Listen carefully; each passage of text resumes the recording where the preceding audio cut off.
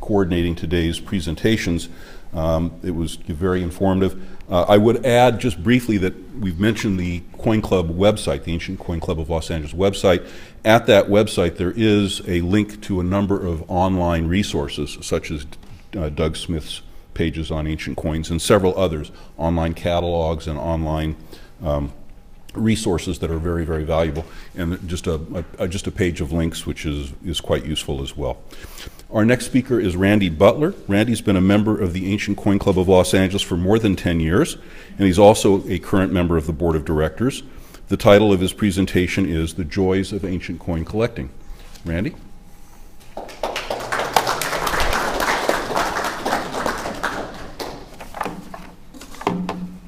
The joys. All right. Thank you.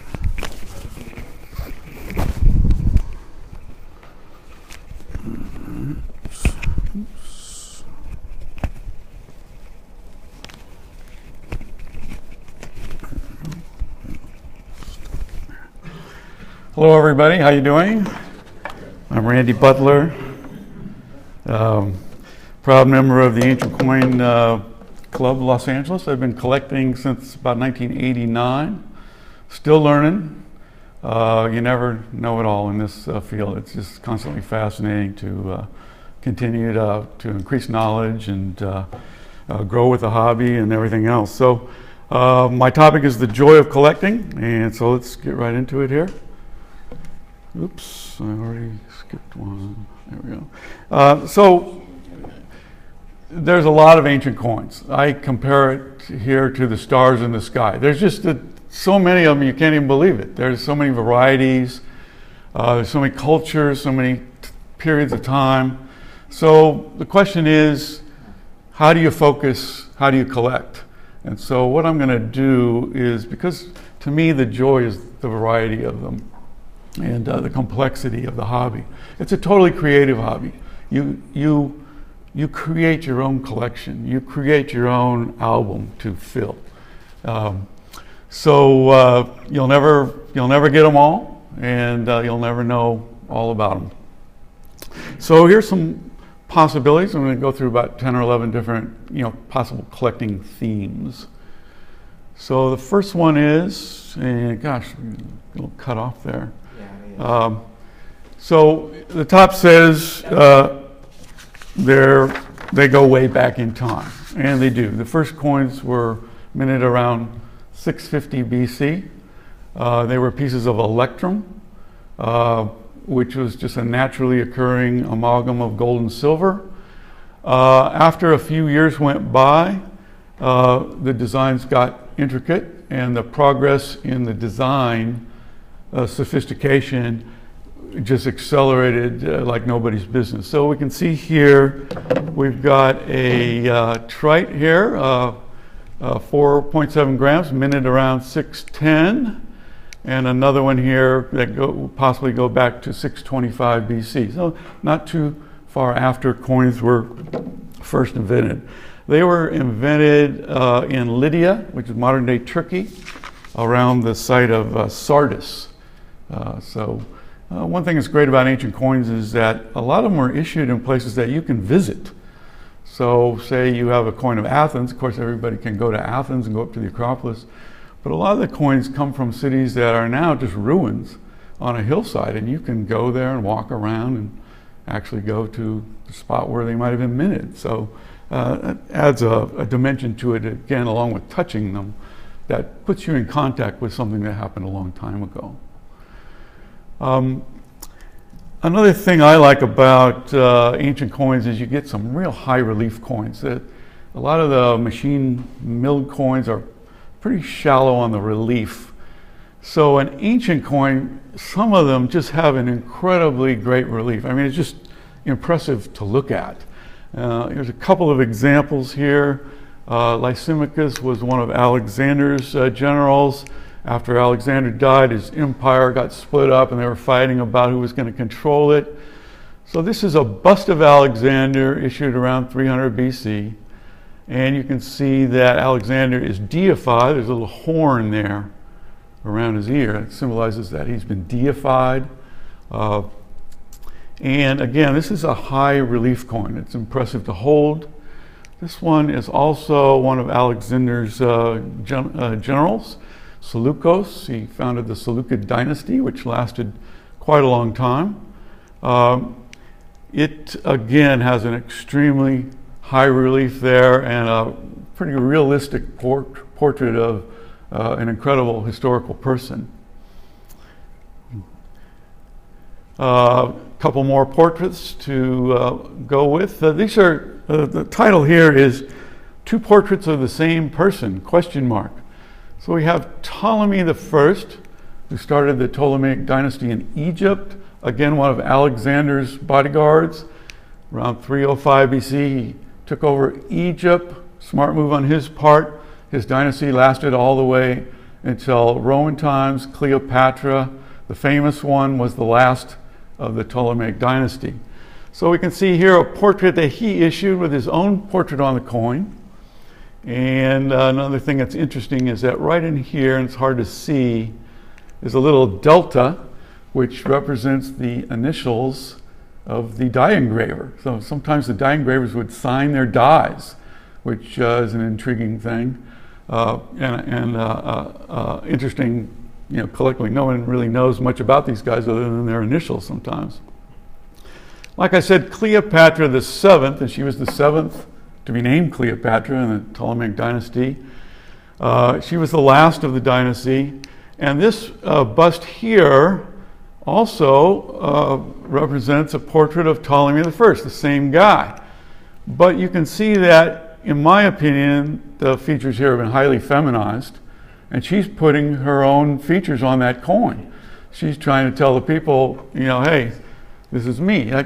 So an interesting possibility, but in the catalog that is theoretically described as a portrait of Ptolemy the First. And so you can see there's a lot of variation, a lot of artistic license that goes on in coin engraving. Next up, the title of this one, collecting theme might be Greek cities of Asia Minor. So I've got a couple here. This is Ephesus, of course, which many of you probably heard about and some of you have visited. Ancient city on the coast of Turkey. You can go there. It's great ruin, pretty crowded. So the coins that the cities issued often had an icon that identified that city. So in Ephesus, it was a deer, which was sacred to Artemis, the big temple of Artemis, one of the ancient wonders of the world there in Ephesus. On the other side of this coin is a bee, and that was also a symbol of Ephesus. So when you saw coins with those icons on them, people knew right away who the issuer was. This is Miletus, which is a little bit south of Ephesus, again a place that you can visit. At one time the greatest city in Western civilization. And its icon was a lion looking backwards at a star. So again, you could see that image on the coin and you would know that it was from Miletus. And interesting here, you can see a monogram, which is a kind of combination of letters, and you can see the M and the I there. So basically the name of the city is listed on that coin. A couple more. Smyrna is now the city of Izmir in Turkey. Very little of the ancient city remains there. It's a big, huge city. But you can see their icon was the goddess Tyche, the goddess of the city, with a mural crown. So the walls of the city they're obviously proud of their walls. They didn't think that anyone's going to get over them. So they put it right on the coin. So interesting coin design there. And my last example here, and again, there's so many, I could never put them all up, but this is in southern Turkey, the town of Aspendos, has one of the great extant Roman theaters that still remain. Their icon was wrestlers. And so you've got these two guys, and on this particular variation of coin, the names of the wrestlers are listed on the bottom. So it must have been the match of the century there. No holds barred struggle, winner takes all. And so you can see these wrestlers are depicted there. All these coins, of course, have reverses, and the reverses are fascinating as well. I'm not showing you the reverses of some of these coins, but sometimes the reverse is better than the obverse. This one is Gods and Goddesses. And so first of all, you've got one, again, this is in Turkey. Termessos is a great place to visit if you ever can get there. One of the great theaters settings of all time. There's a portrait of Zeus here on the coin.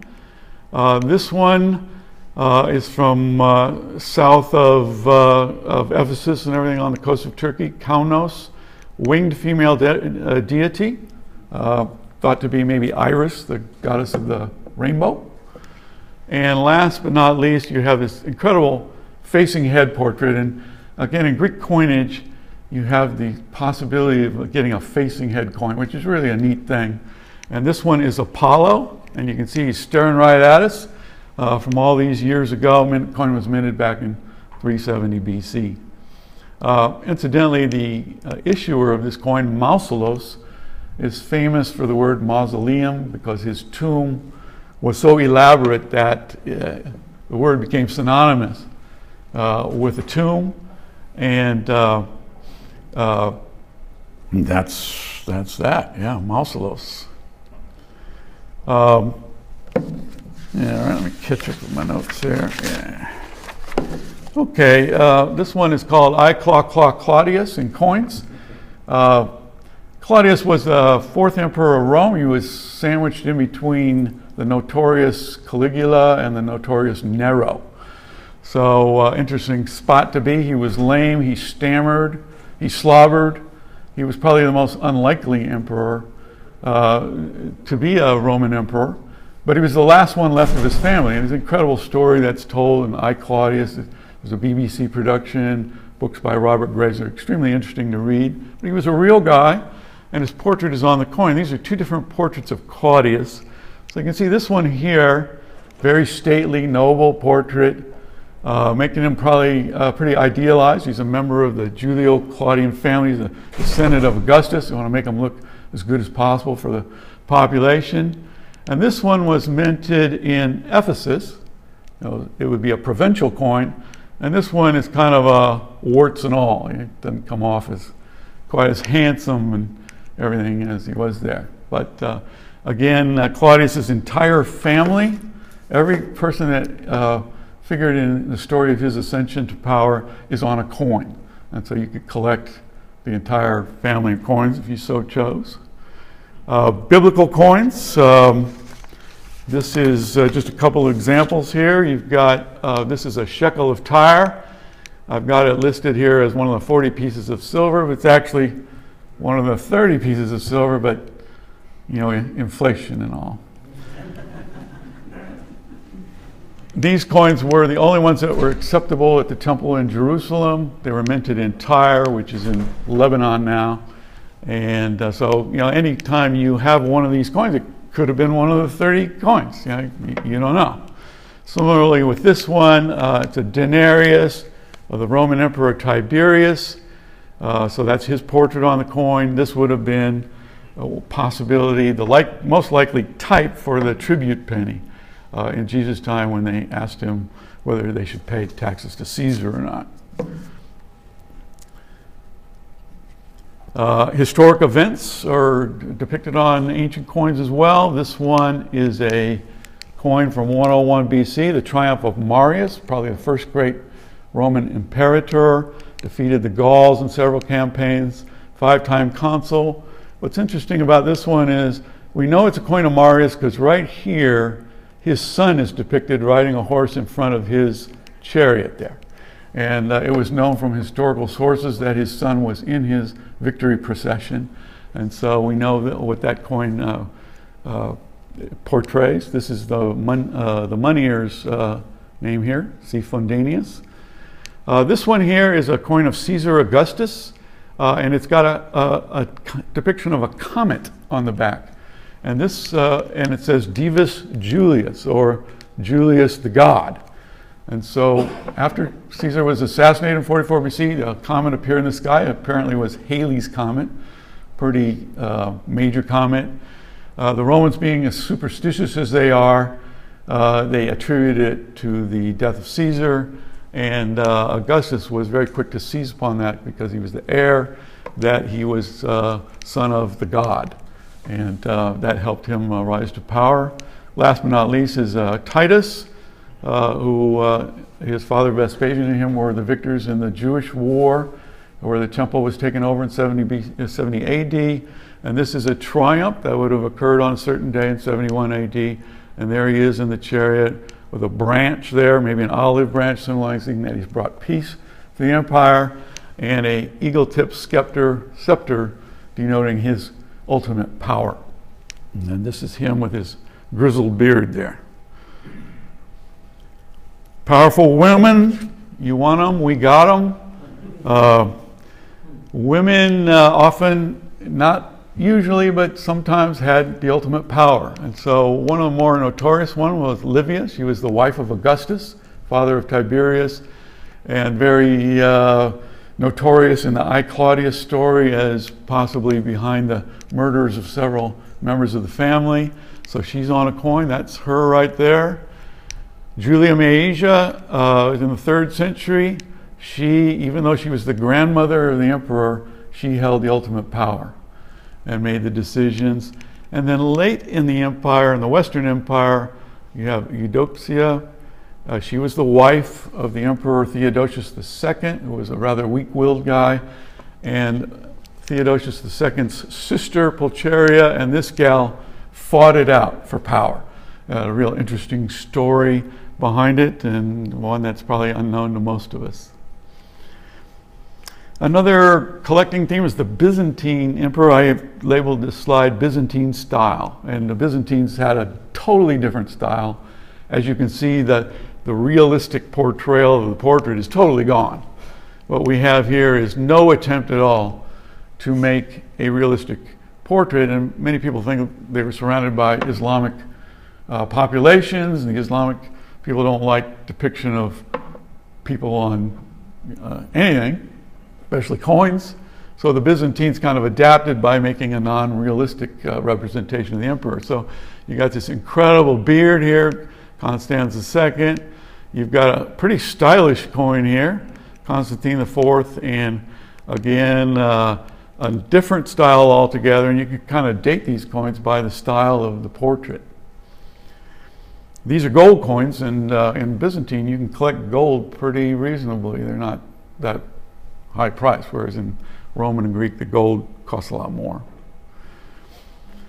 Another collecting possibility is English hammered, and I like English hammered a lot. So the title of this slide is The Trifecta of 1066 AD, which is the Battle of Hastings. So you have 3 emperors, or 3 kings in the same year. Edward the Confessor died early in the year. His successor was Harold Godwinson, who was defeated at the Battle of Hastings, which changed history, changed our culture. And the winner of that battle, who took over England, was William the Conqueror. All 3 coins, all 3 were kings in 1066 AD. English hammered has a long series, very collectible, very interesting. And lastly, I've got the artistic skill and the beauty of coins. Some people might just collect the coin just for the sheer beauty of it. And so here's 3 examples among many, many, many. So we got a facing head of a nymph here, the nymph Larissa. This is a city in present-day Greece. We have in southern Turkey the satrap Pixodaris, 340 BC, with a facing head of Apollo. And real interesting to me is the Lycian dynast Pericles, minting in 389 to 362 BC, the only Greek ruler that put his facing head on a coin, looking at you. That was a real guy. And so, prior to that, only the gods were, or the nymphs were portrayed with a facing head, usually Apollo. This guy had the nerve to put his own portrait facing. He was the only guy ever to do so. No one following him did that until Roman times. And that was just a quick look. Again, there's so many of them, you kind of have to focus. So these are like constellations in the universe. Thanks a lot for your attention. Appreciate it. Yeah.